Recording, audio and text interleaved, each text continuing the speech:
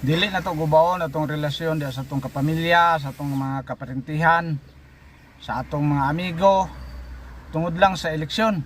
Ang eleksyon wala bayad naman bisag nagkalahi tag gilabanan nga mga politiko, pero prinsipyo naman na ang atong relasyon pabilin ginapermente mao ra gyapon.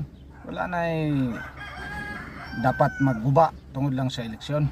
Kaya wala pa mga ili anang gidagan dia. Kaya ako lang pong gipadayag ang ako ang gustong butaran. Kaya mao po na akong gituhuan nga mao gid na insakto sa base sa ako Kung mao po na inyo di inyo ha po ng katungod, ako ang po ning katungod. Kinsa akong butaran. Basta kaya akong butaran sa pagka representative district 4 si Pastor Dandangalyo gyud. Ug pagka gobernador diri sa Bukidnon, Werbas gid akong gobernador.